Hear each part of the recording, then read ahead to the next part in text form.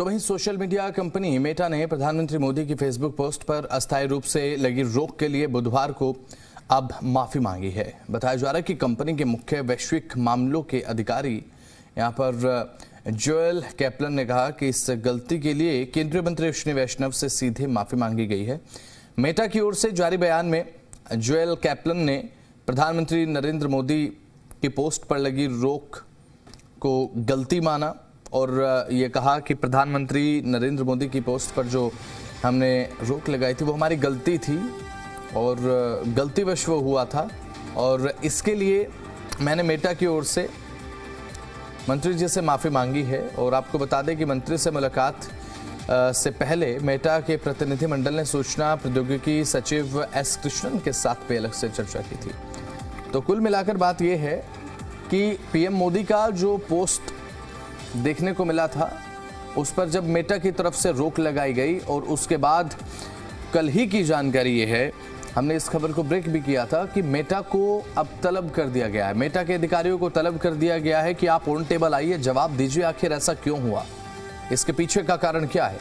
और same day Meta के officials ने माफी मांग ली है मंत्री अश्विनी वैष्णव से प्रधानमंत्री नरेंद्र मोदी के पोस्ट को लेकर, क्योंकि अभी फिलहाल जिस तरीके की कंडीशन है कि वीडियो सामने जब आया उसके बाद मेटा की तरफ से रोक लगी, उसके बाद आपत्ति यहां पर भारत सरकार की तरफ से जताई गई, एक इनवाइट भेजा गया मेटा को, आप आइए बातचीत कीजिए, आखिर ऐसा किस बिहाफ पर आपने किया कि प्राइम मिनिस्टर नरेंद्र मोदी के पोस्ट पर इस तरीके से आपकी तरफ से एक्शन लिया गया, उसका आखिर कारण क्या रहा, उसका क्या बिहाफ आपने देखा है, किस बेस पर आपने ऐसा किया। उसके बाद तुरंत यहां पर मेटा की तरफ से अपोलॉजी फील की गई है, कल सार्वजनिक तौर पर माफी मांगी गई और साथ ही मार्क जुकरबर्ग की तरफ से भी माफी मांगी गई है और प्रधानमंत्री मोदी की पोस्ट से जुड़ा हुआ यह मामला है। तो प्रधानमंत्री नरेंद्र मोदी से जुड़े वीडियो फेसबुक से हटाने के मामले को लेकर अब मेटा के सीईओ मार्क जुकरबर्ग ने भारत सरकार से माफी मांग ली है। अब इस मामले के साथ ही डीप फेक और साथ ही कंटेंट की गड़बड़ियों को लेकर भी संसद की आईटी समिति में गहन विमर्श हुआ और साथ ही साथ मेटा को यह चेतावनी भी दी गई थी और उसके बाद मेटा की तरफ से माफी मांगी गई है। सीईओ को अपनी गड़बड़ियों को दूर करने माफी मांगने के लिए 3 दिन का वक्त दिया गया था। जकरबर्ग को जो है माफी मांगनी होगी, यदि माफी नहीं मांगेंगे तो उनके ऊपर जो जितने भी सोशल मीडिया प्लेटफॉर्म है उनको जो सेफ हार्बर दिया हुआ है हमने, जिसका कि वो गलत फायदा उठाते हैं, सेफ हार्बर खत्म कर देंगे। जिस पर मार्क जकरबर्ग ने तुरंत माफी मांग ली है। मार्क जकरबर्ग ने CSAM यानी कि बाल यौन शोषण सामग्री, डीप फेक सामग्री और प्लेटफॉर्म के संचालन में त्रुटियों पर माफी मांगी है। संसद के मौजूदा सत्र में जारी शोर शराबे के बीच में किरण रिजिजू और राहुल गांधी की मुलाकात ने सियासी गलियारों में कयासों का बाजार गर्म कर दिया है। पहले माना जा रहा था कि मुलाकात गतिरोध को दूर करने के लिए, लेकिन मुलाकात के बाद परिसीमन बिल पर चर्चा तेज है। देखते हैं। क्योंकि दोनों के बीच मुलाकात विपक्ष के विरोध प्रदर्शन के ठीक बाद हुई थी। करीब 11:20 पर शुरू हुई किरण रिजिजू और राहुल गांधी की मुलाकात देखते ही देखते 40 मिनट से भी ज्यादा हो गई। अब अगर सूत्रों की माने तो सरकार चाहती है कि 13 अगस्त को समाप्त होने वाले सत्र को 3 दिन के लिए बढ़ा दिया जाए, यानी कि 16, 17 और 18 अगस्त को भी संसद चलाई जाए। इस दौरान परिसीमन बिल और FCRA बिल को सदन से पास कराया जाए, लेकिन कांग्रेस ने सरकार का साथ देने से साफ इनकार कर दिया है।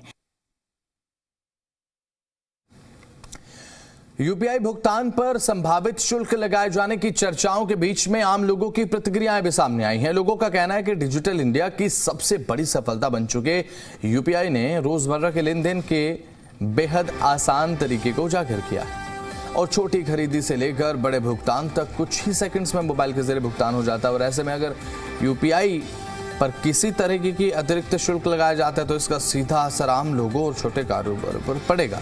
लोगों का कहना है कि पहले नगद भुगतान में छुट्टे की परेशानी और समय की बर्बादी होती थी, लेकिन यूपीआई ने इन समस्याओं को काफ़ी हद तक खत्म कर दिया। लेकिन अभी जिस तरीके की खबरें हैं, लोग इसे अपने अब रूटीन में शामिल कर चुके हैं और इसीलिए इस सुविधा को बिना किसी अतिरिक्त शुल्क जारी रखा जाना चाहिए, ये कहना है लोगों का।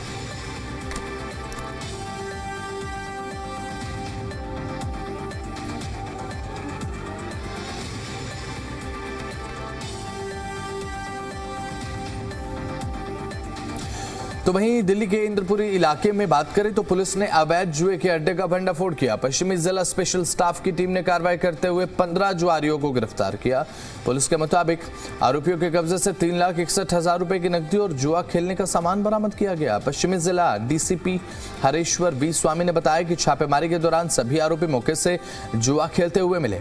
इस मामले में दिल्ली पुलिस जुआ अधिनियम के तहत कार्रवाई की गई।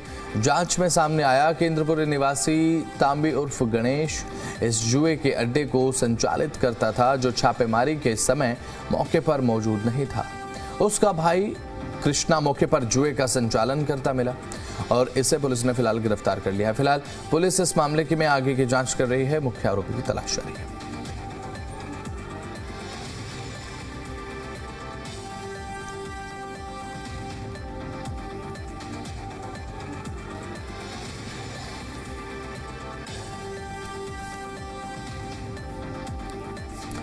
राजधानी दिल्ली में बारिश के बाद गाड़ी की रफ्तार पर ब्रेक लग गया। मेहरौली बदरपुर रोड पर करीब 1 किलोमीटर लंबा जाम लगा। बताया जा रहा है कि सड़क पर जलभराव के कारण यह जाम लगा है। अब लोगों के मुताबिक अक्सर बारिश के बाद यहां पर जाम की समस्या खड़ी हो जाती है। बारिश से पहले सड़कों की स्थिति को बेहतर नहीं किया गया, जिसके चलते जलभराव और ट्रैफिक की समस्या बढ़ गई है। राहगीरों ने सड़क की खराब हालत और जगह जगह पानी भरने को लेकर नाराजगी जताई है। आपको बता दें कि मौसम विभाग ने दिल्ली में बारिश को लेकर ऑरेंज अलर्ट जारी किया था, लेकिन कई जगह पर बारिश के बाद जलभराव ने अब लोगों की परेशानी बढ़ा दी है।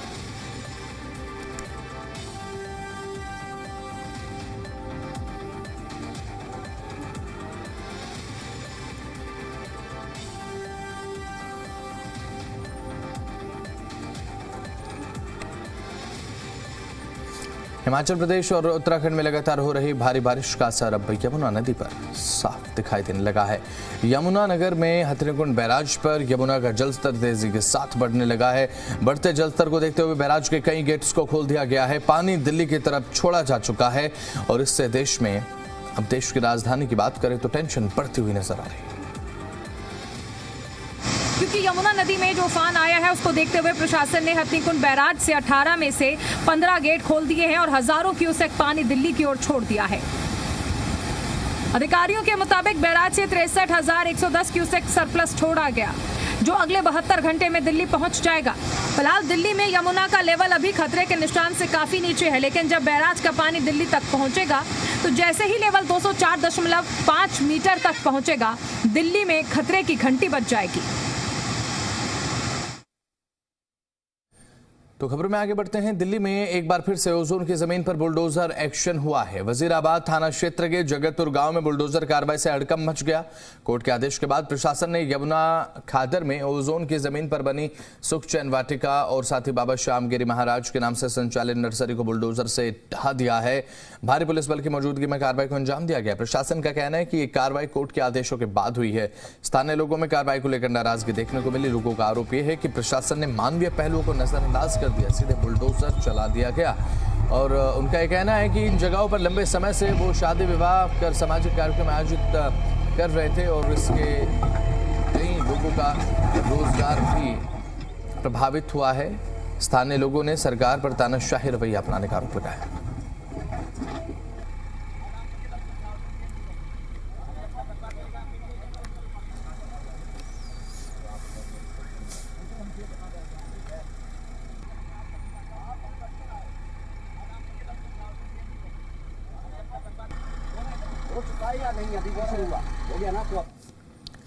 असम में बाढ़ के कारण मरने वालों की संख्या बढ़कर 95 हो गई है। यहां पर 14 जिलों की 1,60,000 की आबादी बाढ़ से बुरी तरह से प्रभावित है।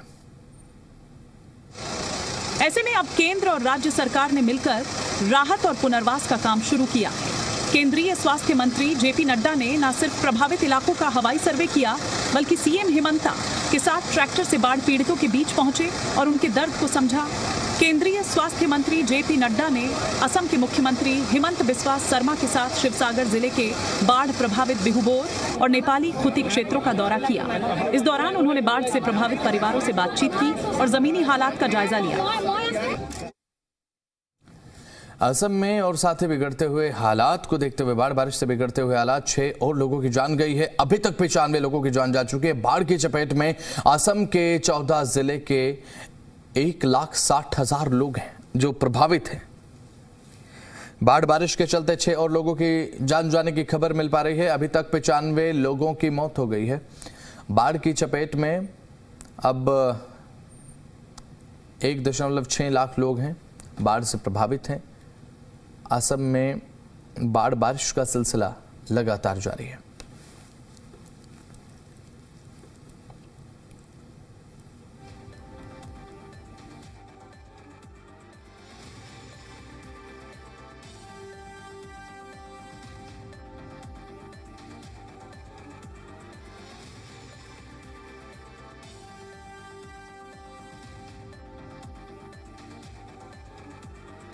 असम में बाढ़ की तबाही के बीच अब राहत की बड़ी खबर देखने को मिल रही है। छात्रों के भविष्य को पटरी पर लाने के लिए हिमंता सरकार ने बड़ा ऐलान किया है। 10 अगस्त से स्कूल खुलने वाले हैं। तुरंत नई किताबें मिलेंगी, यूनिफॉर्म और साथ ही आर्थिक मदद भी दी जाएगी। असम के मुख्यमंत्री हिमंता विश्व शर्मा ने बाढ़ प्रभावित इलाके के लोगों को राहत देने के लिए कई अहम घोषणाएं की हैं। उन्होंने कहा कि सभी प्रभावित जिलों में नई पाठ्य पुस्तकें भेज दी गई हैं और स्कूल यूनिफॉर्म भी जल्द पहुंच जाएंगी। विद्यार्थियों के लिए पढ़ाई का सामान खरीदने के लिए आर्थिक मदद की प्रक्रिया अगले दिन से शुरू होगी, जबकि स्कूल 10 अगस्त से दोबारा खुलेंगे। मुख्यमंत्री ने बताया कि बैंक खातों से जुड़ी तकनीकी दिक्कतों की वजह से कुछ मदद लंबित है, जिसे प्राथमिकता के आधार पर निपटाया जा रहा है। उन्होंने बीमा कंपनियों से जल्दी करने की अपील की है।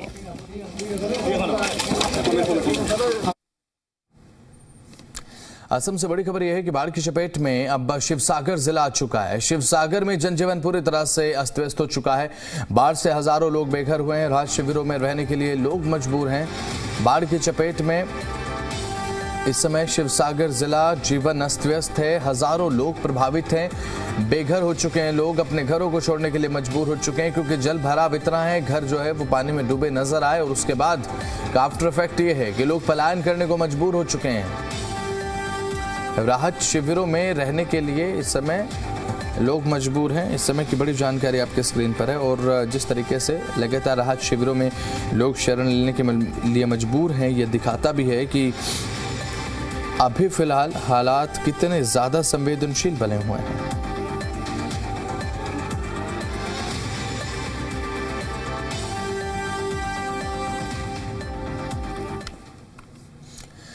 तो वहीं अब असम में बाढ़ से हालात हो चुके हैं बेकाबू। बद से बदतर हालात हैं। शिवसागर जिले में बड़ी तबाही देखने को मिली है। बड़ी आबादी प्रभावित है। जंगलों पर बाढ़ पीड़ित खुले आसमान के नीचे शरण लिए हुए हैं। इनकी पीड़ा है कि बाढ़ में इनका घर बार सब बह गया। सालों की कमाई मिट्टी में मिल गई। टूटे मकान, बिखरे सामान बता रहे हैं कि यहाँ बाढ़ ने कितनी भीषण तबाही मचाई है। सड़कों पर मलबे में दबी गाड़ियां और अपना सब कुछ गंवाने के बाद खुले आसमान के नीचे सो रहे लोगों की पीड़ा बता रही है कि बाढ़ ने वो जख्म दिया है जो शायद कभी ना भरे। बड़ी संख्या में लोग राहत शिविरों में रह रहे हैं। इनका कहना है कि अब कुछ नहीं बचा, जो भी था वो बाढ़ में बह गया। जिंदगी अब शून्य से शुरू करनी पड़ेगी।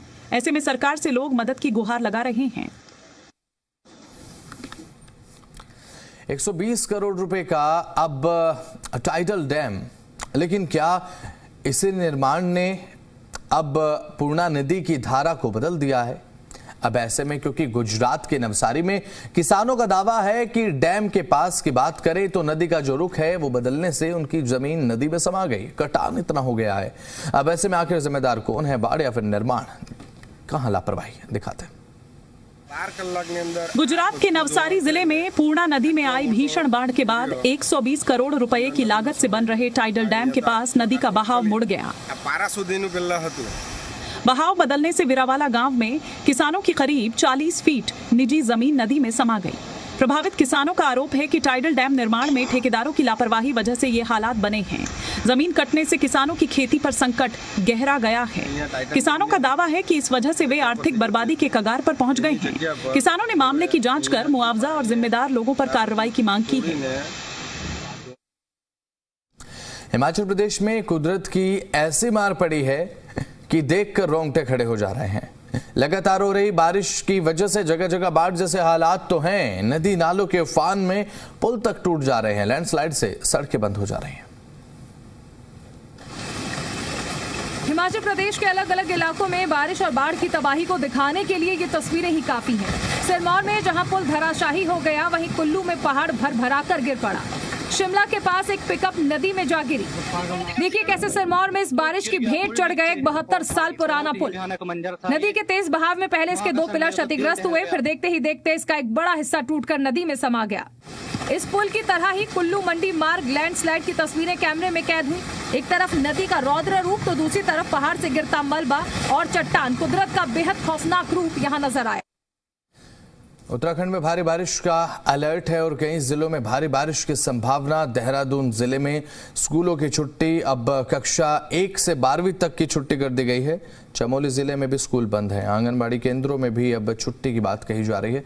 एजेंसियों को हाई अलर्ट पर रखा गया है। अब ऐसे में जिला प्रशासन की लोगों से अपील है कि लोग नदी नालों से दूर रहें, क्योंकि अभी फिलहाल जिस तरीके से अब बारिश लगातार देखने को मिल रहे हैं, उत्तराखंड में भारी बारिश का अलर्ट देखने को मिला है और कई जिले प्रभावित हैं। बारिश की संभावना आने वाले समय के लिए भी जताई गई है।